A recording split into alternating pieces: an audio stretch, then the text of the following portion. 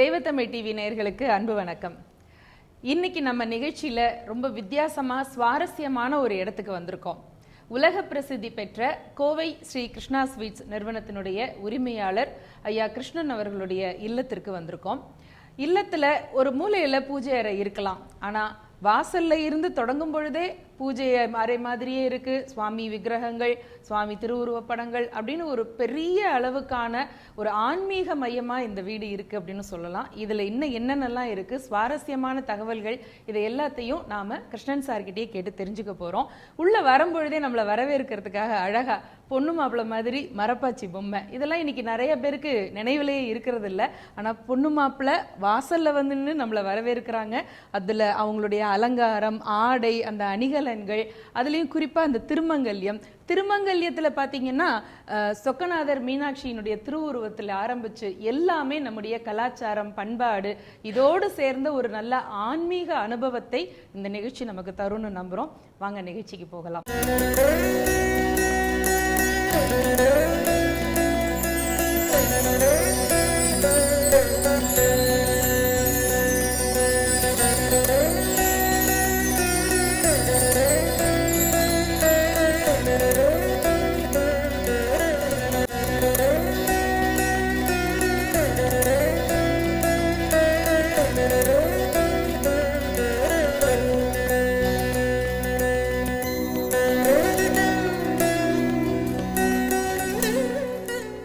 நமஸ்காரம் sir.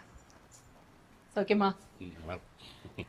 தெய்வத்தமிழ் TV நேயர்களுக்கு சார்பா உங்களுக்கு முதல்ல நன்றியை தெரிவிச்சுக்கிறோம்.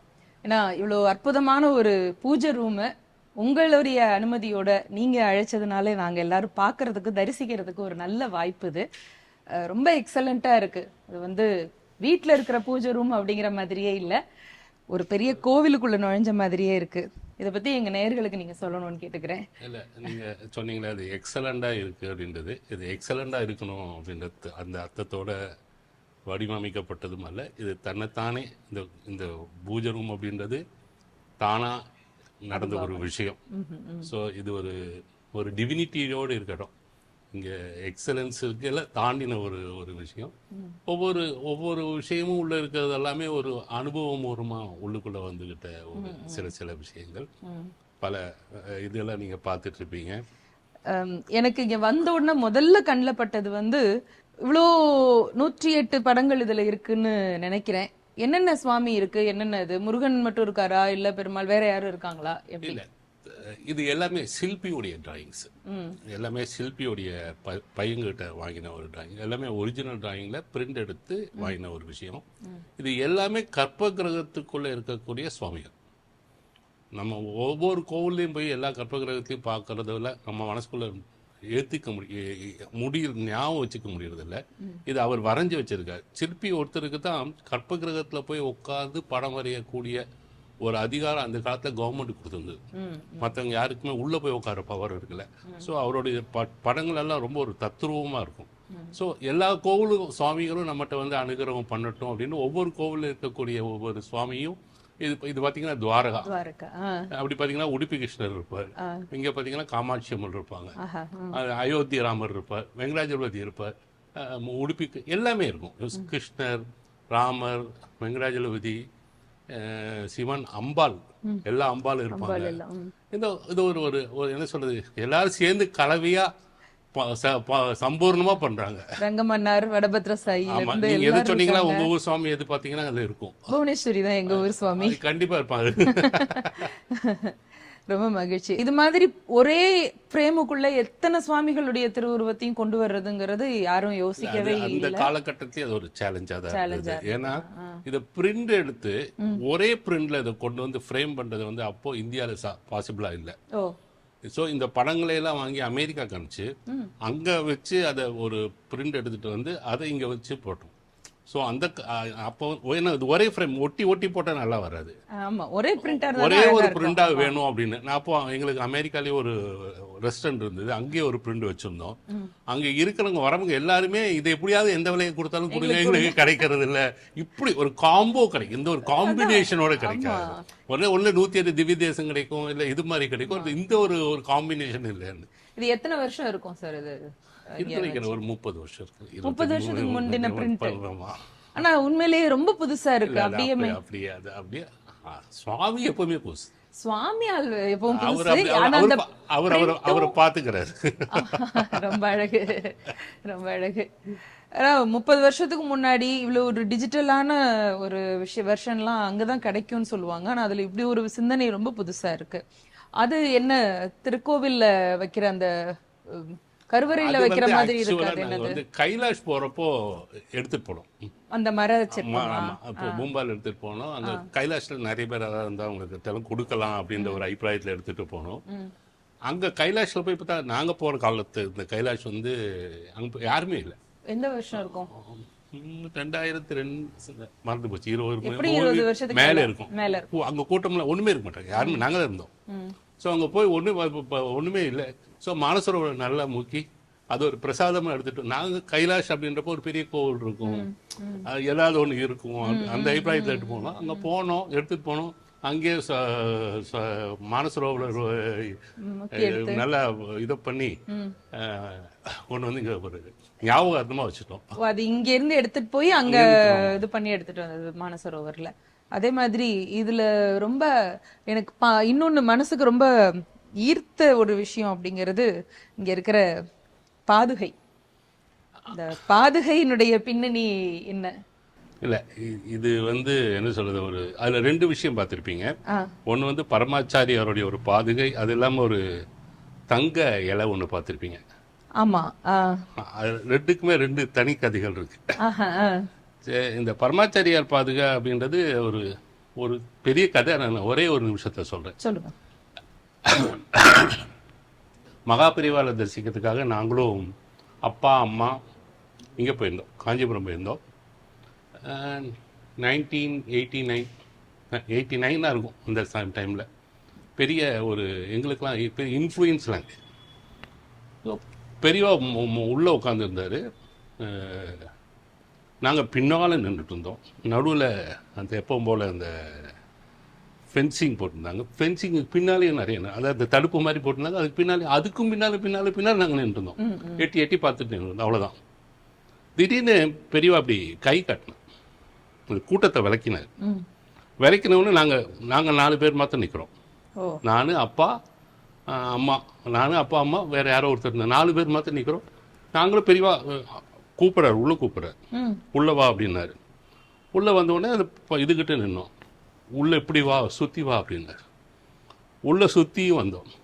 நமஸ்காரம் பண்ண சொல்லு அப்படின்னாரு. எங்களுக்கு நமஸ்காரம் பண்ணணும் அப்படின்றது கூட மறந்து போச்சு. அவர் சொல்றாரு நமஸ்காரம் பண்ண சொல்லு, அவரு சொல்றாரு நமஸ்காரம் பண்ண சொல்லு.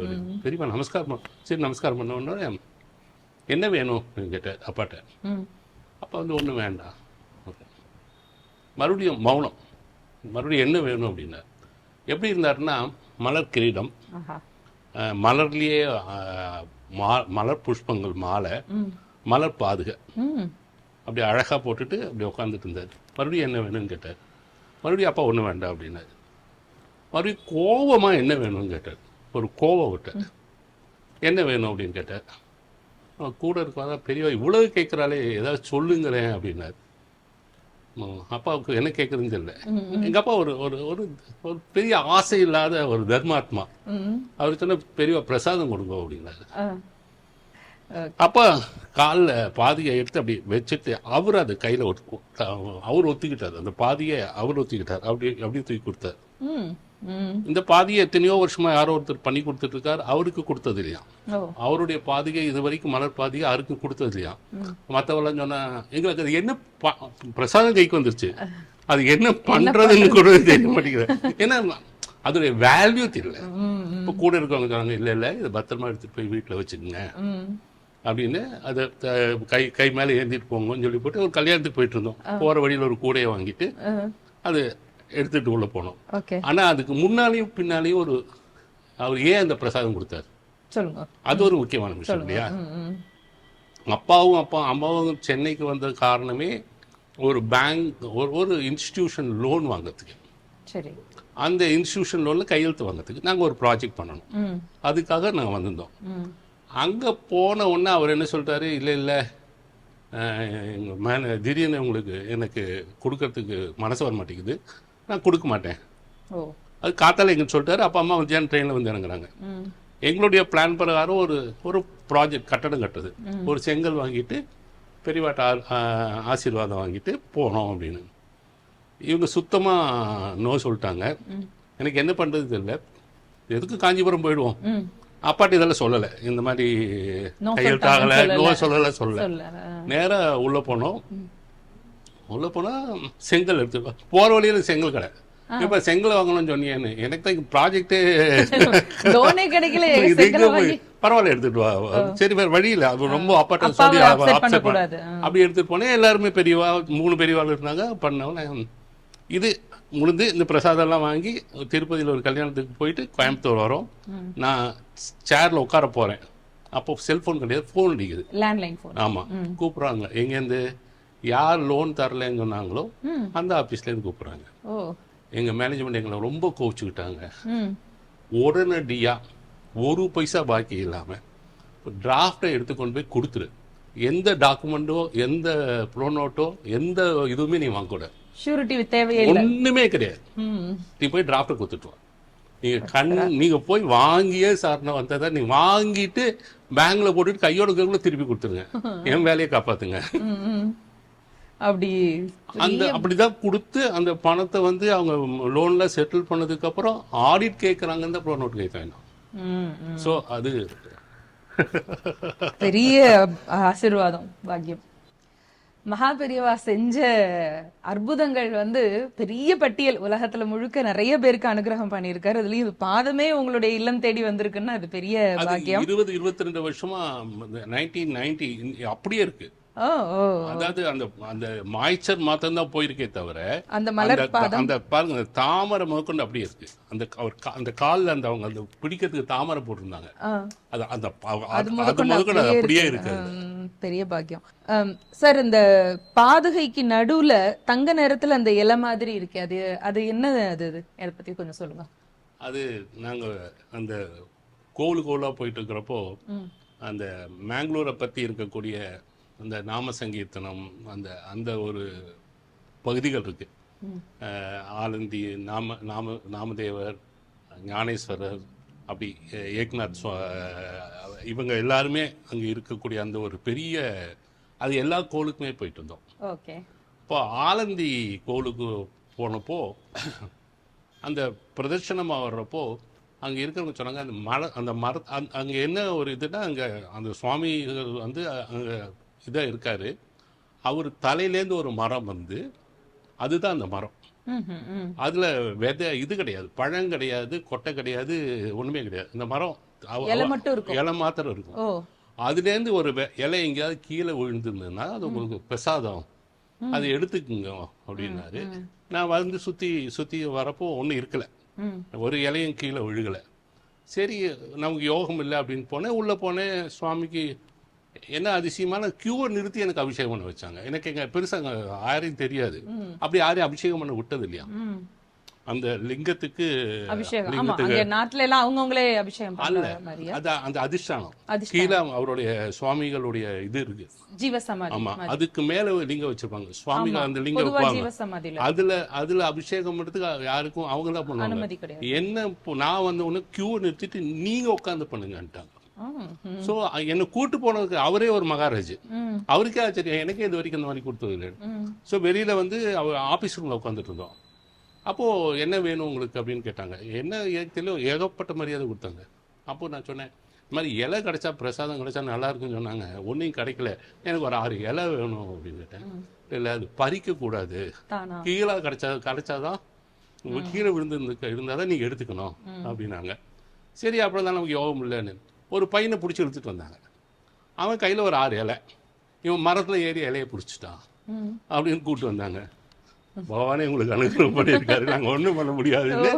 அதை தூக்கி எங்க கையில கொடுத்தாங்க இப்ப அடுத்த சேலஞ்ச் என்னன்னா இதை வந்து பதப்படுத்தணும் அந்த இலையை பதப்படுத்தணும் அது 24 மணி நேரத்துல பதப்படுத்தணும் நான் இருக்கிறது மேங்களூர் பக்கத்துல ஒரு இடத்துல சென்னையில தான் பதப்படுத்த முடியும் சரி இது என்ன பண்ணது எப்படியாவது அனுப்பலாமா போஸ்ட்ல அனுப்பலாமான்றப்போ ஒரு குரூப் வந்து நாங்க புறப்படுறோம் சென்னைக்கு அப்படின்னா சென்னைக்கு போயிருப்பீங்க எப்போ போகிறோம் இதை இப்போ போய் மேங்களூர் ஏர்போர்ட்ல இதோ இதை கொண்டு போய் கொடுத்துறீங்களா அப்பவே அதை கொடுத்து ராத்திரிக்குள்ள போய் சேர்ந்து மறுநாளே பதப்படுத்திச்சு பதப்படுத்துறதுன்னா அது என்ன ப்ராசஸ் இதுக்கு மேல கோல்ட் பிளேட் பண்ணிடுவாங்க உள்ளுக்குள்ள இலை இருக்கு சரி சரி அது அப்படியே இலை அப்படியே இருக்கும் அதுக்கு மேல அப்படியே கோல்டு பிளேட் பண்ணிடுவாங்க